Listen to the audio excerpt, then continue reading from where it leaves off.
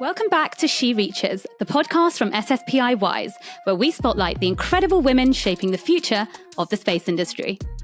SSPI Wise is a global initiative of the Space and Satellite Professionals International, dedicated to elevating those who identify as women within the industry.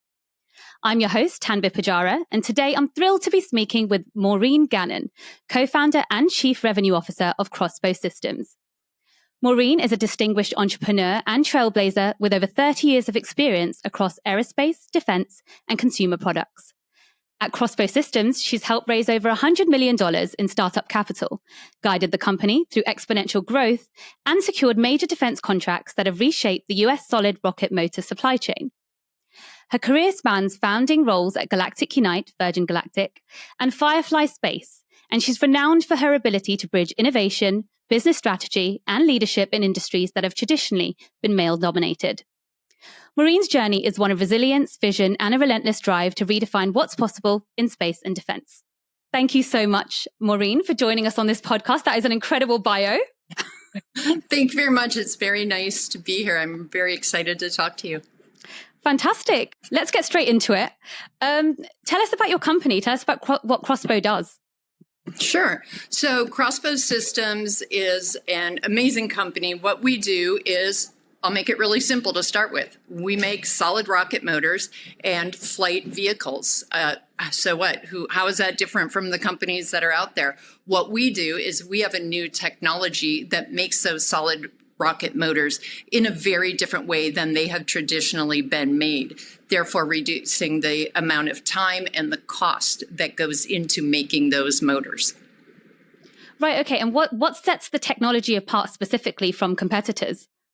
Sure. So we do something called advanced manufacturing, which is a system that we at Crossbow built ourselves. And the reason being is Crossbow did not start as a company making solid rocket motors and launch vehicles. We had a launch vehicle that we were commercializing out of a lab in the United States, and the most expensive component of that vehicle was the rocket motor. And every time we went to reprice our vehicle and we had to go to the supplier of the rocket motor, the price became absolutely astronomical and we couldn't close our business case.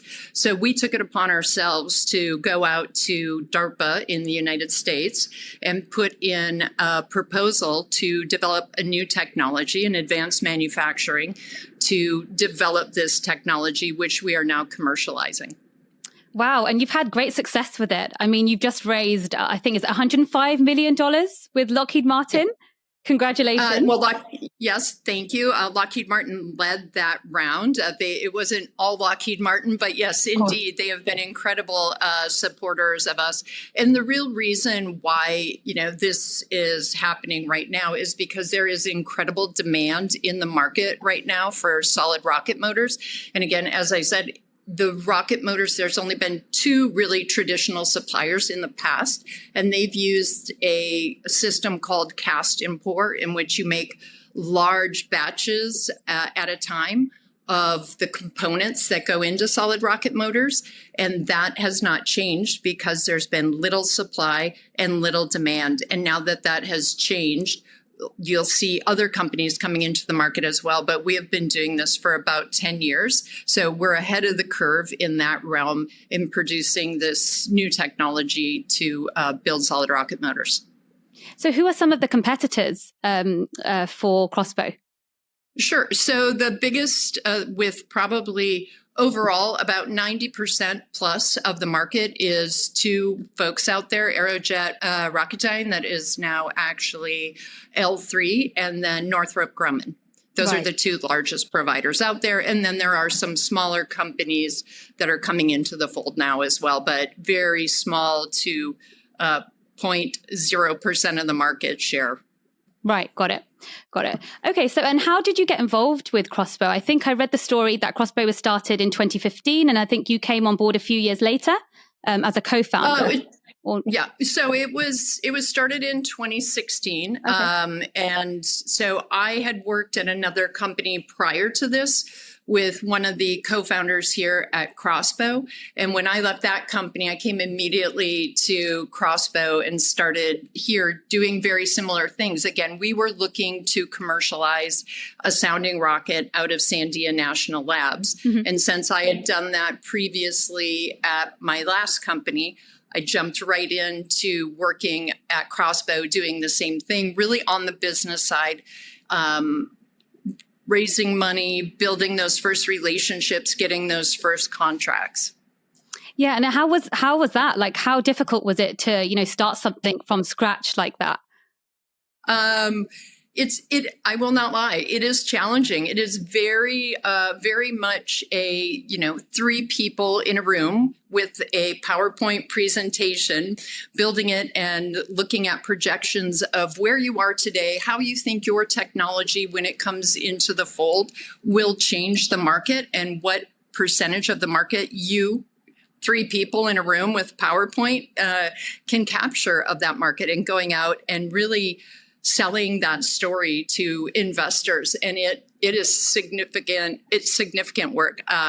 There are, hundreds and hundreds of pitches that you have to do in order to get through that hurdle of raising money. And a lot of founders, as you all know, have to spend a significant amount of time working with either not getting paid or finding ways to make it work. And that's really what we had to do at Crossbow to get it up and off the ground. And today we have over 350 employees in 22 states, and we're building a very large production facility just south of Austin, Texas. Wow. So yeah, incredible success in just 10 years. I mean, the company's grown so massively. Yeah. And I mean, that's a testament to you as well, and all the things that you've done for the company as a co-founder. So how would you say over this 10-year career at Crossbow, how would you say the challenges have been at the start, from pitching to people as a woman, from starting from scratch? Could you explain some of the challenges that you had? Yeah, I think going into it, some of the challenges are just statistics, plain old. Women founders get, I believe the last time I kind of checked into it, is around 2% of funding to start companies. So that going into it, knowing that was challenging in and of itself.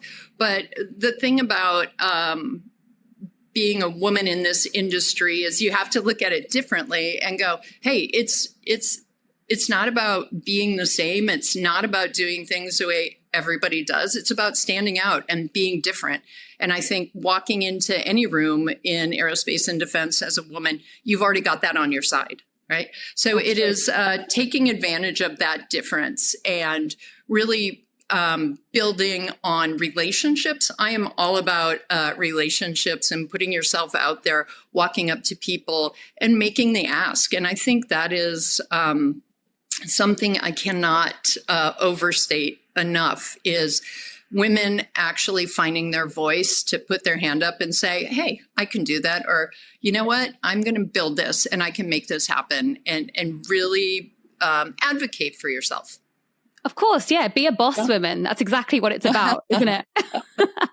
Yes. It's about say, for me, I'm like, a lot of things I've seen in my life, a lot of the challenges that I've taken on have been in male-dominated fields. And it hasn't so much for me been about being a woman in a male-dominated field. It's been about seeing something I find fascinating, seeing a high growth potential where change is absolutely needed, and saying, I can do that. I know these people. I can bring a group together and take, disparate parts and really build something that has a huge impact on the market. Mm-hmm. Fantastic. So do you think, going back to where you started in your career, your background is I think you did international relations, is that correct? Mm-hmm. And you speak a bunch of languages? Yes. Well, I was in international, my background. So I have a master's it's actually an MIM, Master's of International Management. So okay. Finance is my background. I've lived all around the world and had to learn multiple languages in order to get by. So, what languages do you speak? Can you share?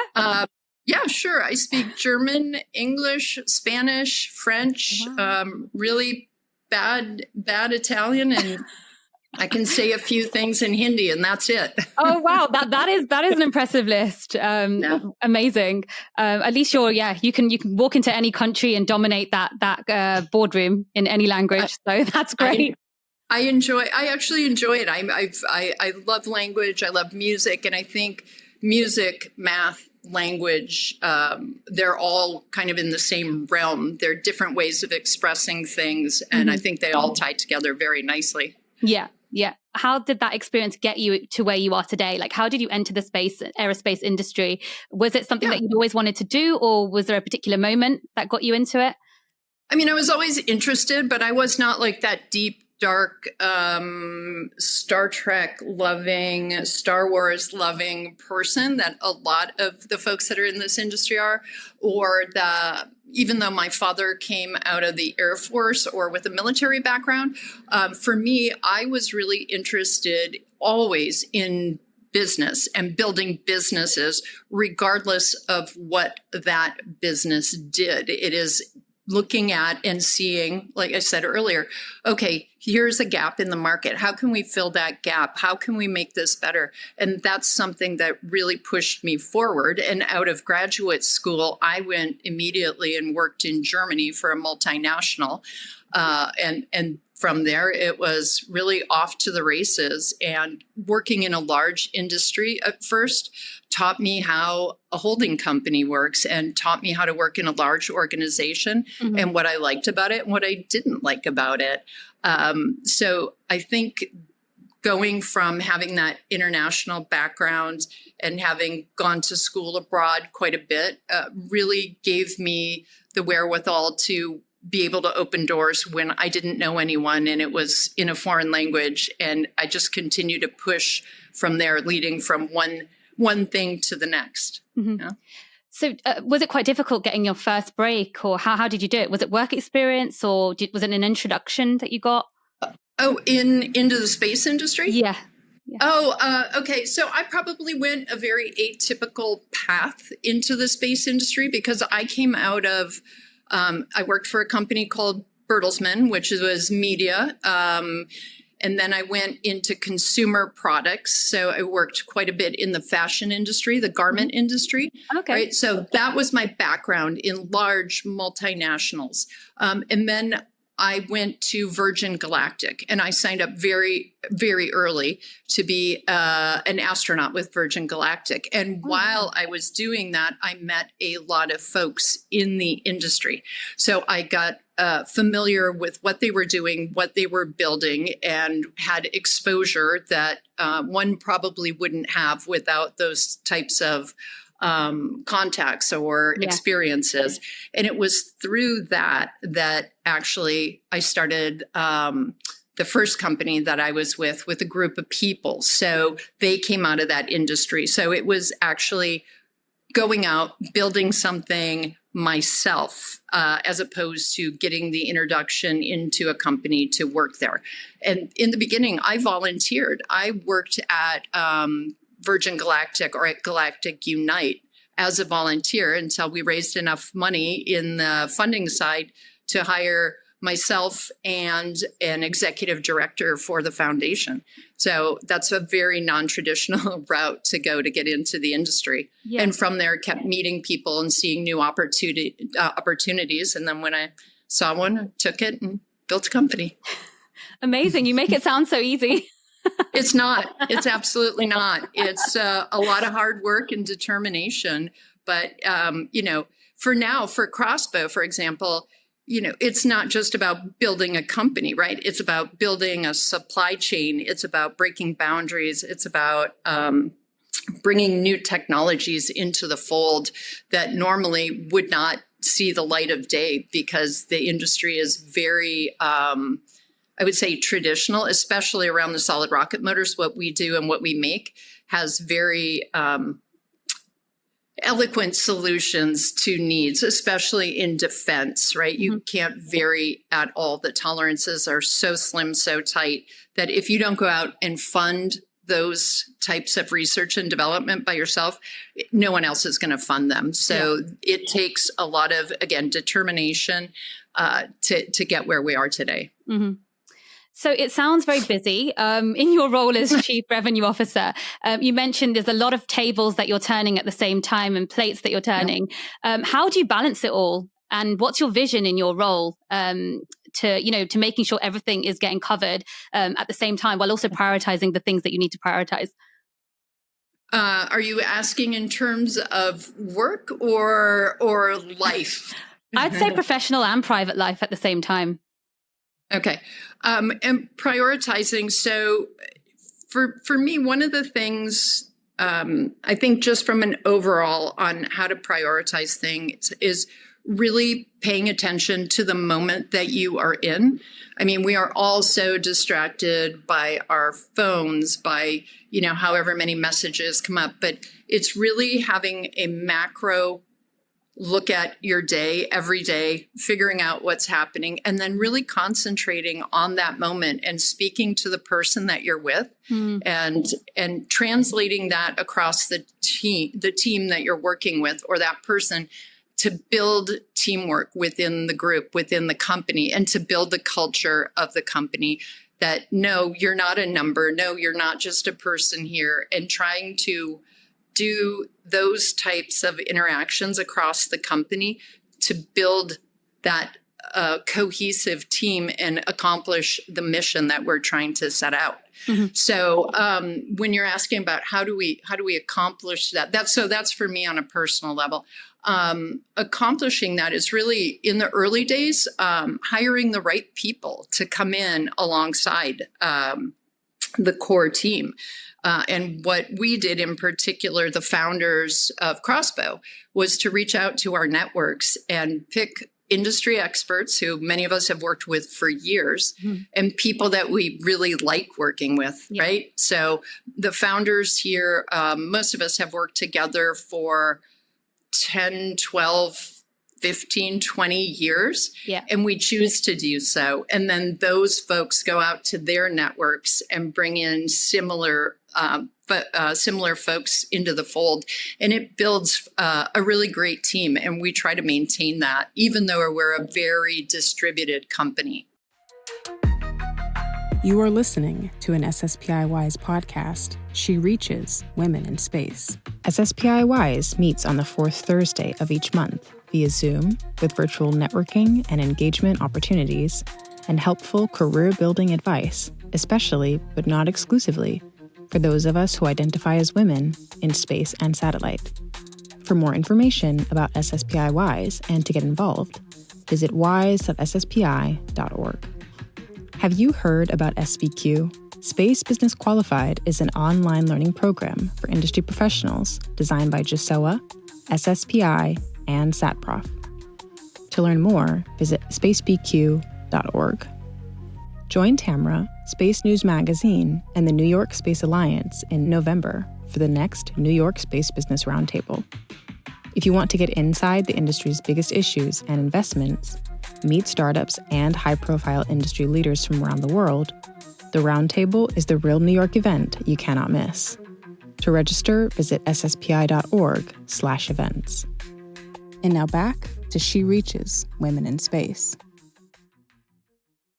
So just on that note, I guess, about building that team and people that you've known around you are what makes it successful. How do you encourage younger people to come into a company like yours, especially when some of the leadership in specifically Crossbow is actually male dominated? How do you encourage women to see this company as something that, I would love to work here? Obviously, we see yourself. We see you being an extremely successful woman at Crossbow, but a lot of the other people in the leadership positions are male. How is that? What is it like working with them, and how do you encourage other women to approach that? Yeah. So there are more women in positions. As a matter of fact, we have two first employees. They were hired at the same time, same day, one male, one female. Both of them hired, many years ago, and both of them still here in their roles, have advanced. And those two folks are people we can hold up and really show as, I don't want to say examples because that sounds odd, but they are great examples of male and female leadership in the company. And both of those folks are in very technical roles. So they are folks that are accessible as well. And we encourage everybody in the company to pick up the phone, make the call, and connect with leaders in this company. And I think the other thing that we tend to do is to give people free rein to say, I have an idea and I want to pursue it, right? So there's lots of opportunities that people say they want to do, and they're allowed to do it. They're allowed to go and look at it. They still have their main responsibilities, but they are not a round peg in a round hole and forced to stay in that role. Yeah. There is a lot of possibility to move and to create your own job. Especially, I remember over COVID times, some of our interns coming in a certain role, but then saying, hey, I'm really interested in doing X. And they are now program managers and various other things that they really had a desire to get into, and they have been allowed and mentored into those positions. It's really about saying, hey, I can do this, and then being given the opportunity to do it and not micromanaging them. We hire adults that do, the right thing, they do their job and are given free rein. So it's about being vocal then, I guess, right? Like not hiding behind, a computer screen and just being vocal, talking to people, networking. Is that some of the advice you would give? Yeah, don't be shy. Pick up the phone, reach out. I know it's easy to say that. And I know people reach out on LinkedIn and various other things, but look within your own company and find somebody and say, hey, I'm wondering, do you have a half an hour to sit down with me and talk about your career path? How did you get here? What do you wish you would have known at my age point in my career that you didn't do, that you should have done, and have those conversations. And I think most people would be surprised at the very positive reaction that they get from people. And the other thing we do at our company is we really do try and set up mentors for women. And that's something we're still developing within the company of how to formalize that. But continuing to show women in those roles and showing them at the company, in our meetings, all across conferences, panels, et cetera, and really getting out there. Yeah, great. I was actually going to ask you about mentorship and how crucial you think that is. Have you yourself ever been mentored or been a coach yourself? So informally, yes, I have mentored several people, either through programs, getting into school, or here at work, or in my former roles. I think it's incredibly important for people to see folks that they identify with in roles in order to make that happen. One of my goals in working at the Virgin companies was setting up the foundation to get more women and students involved in STEM education. And at Crossbow, I would like to set up a similar program when we're ready for it to encourage folks within our ranks and within our realm either to go on and further their education in the field that they want to and be able to support them. And then also a lot of community outreach in the areas where we work and where we're building facilities within the schools so we can develop mentorship programs. We do support a lot of the local folks around where we work, but nothing formal yet. That's great. Well, good luck with that. I hope, I hope that's going to be the next thing that I see from Crossbow coming out. That sounds really great. I wanted to ask about your feelings in the past, if you've ever had any, of imposter syndrome, working in this industry, obviously as a woman, but also just in general, in a startup as well. Do you ever feel that you've had imposter syndrome, and how have you overcome it? So imposter syndrome, definitely, especially the first kind of time around pitching to investors, when you're really putting things out there that are not established and you're using projections that you assume your company can make, right? You've looked at the data, you've put it together, and you're relying on that to put information out there, but you're looking X years into the future. So that is very challenging, especially the first time out of the gates, like when I had not started a company before and I was pitching a new company. That was challenging. But the best way for me to overcome that fear was quite literally just do it. Just get out there and realize that everybody's got to start somewhere and make that first step. And once you've done it, you're pretty much off to the races. And it can be challenging. It can be really, really hard in the beginning. And again, especially as a woman.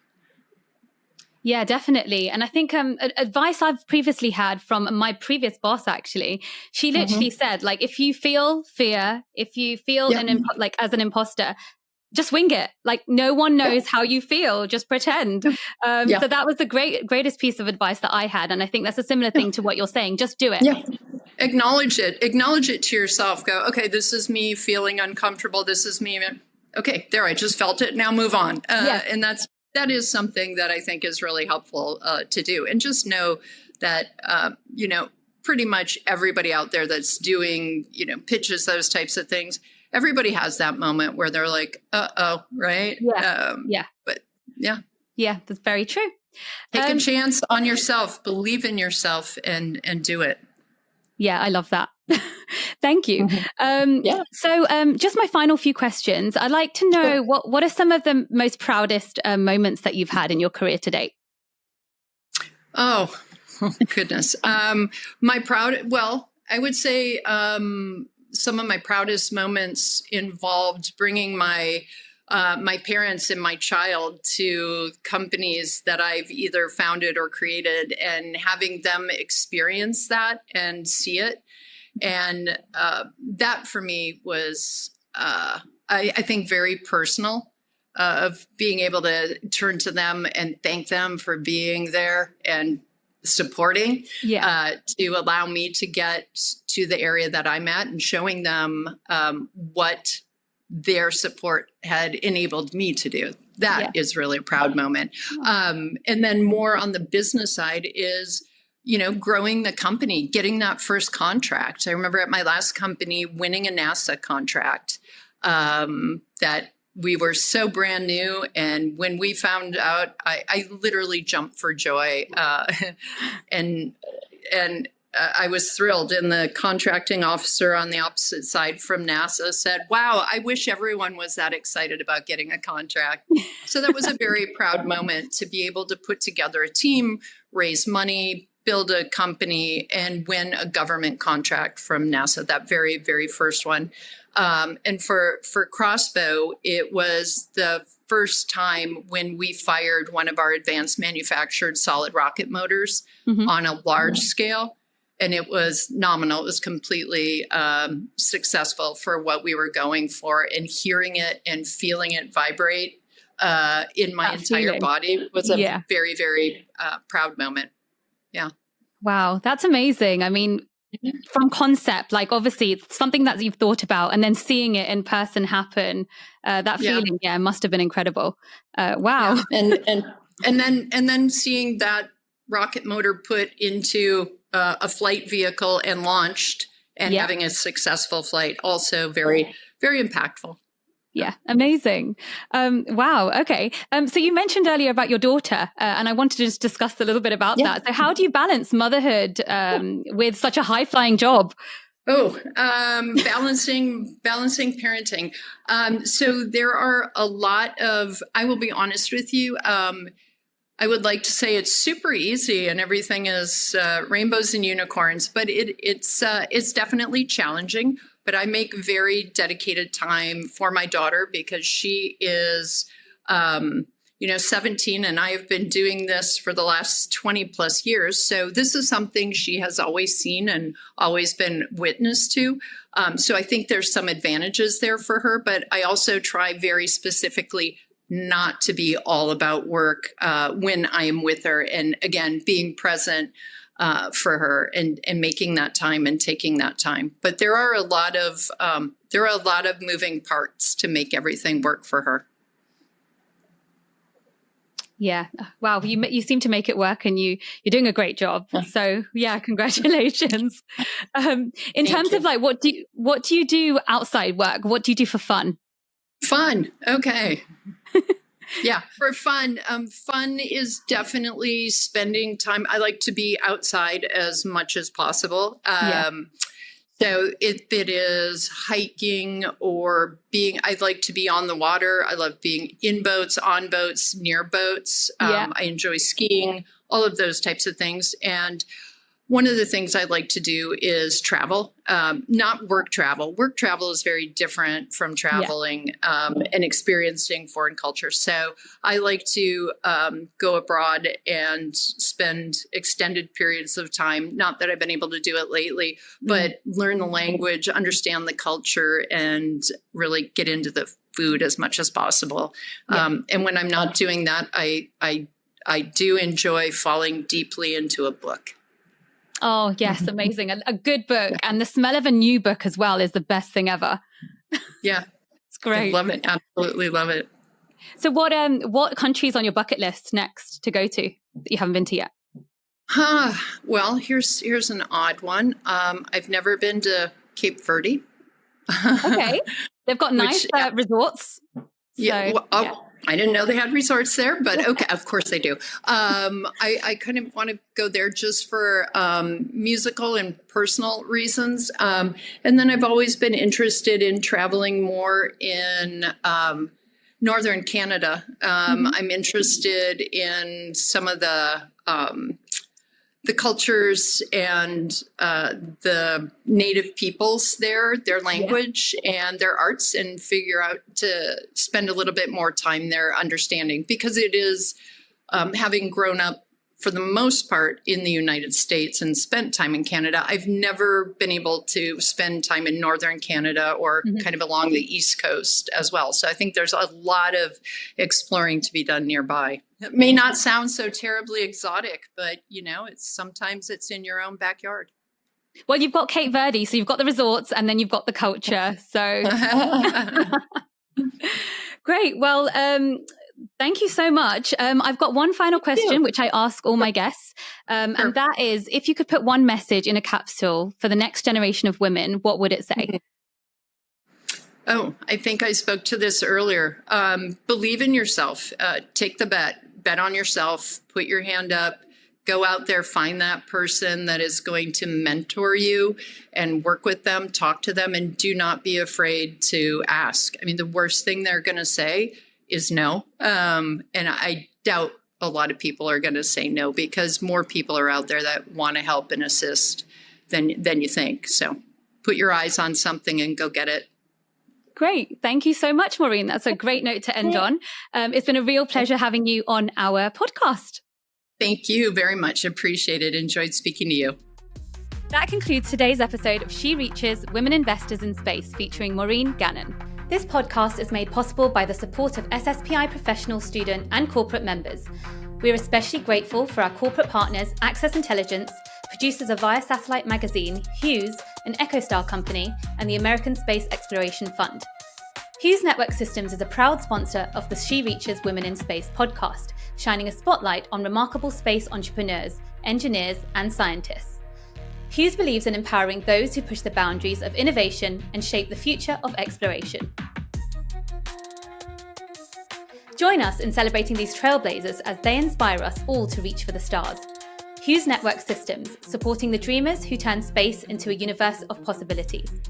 For more information, visit www.hughes.com.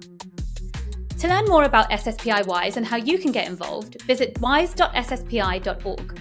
If you're not yet a member of SSPI, join our global community at www.sspi.org/how-join.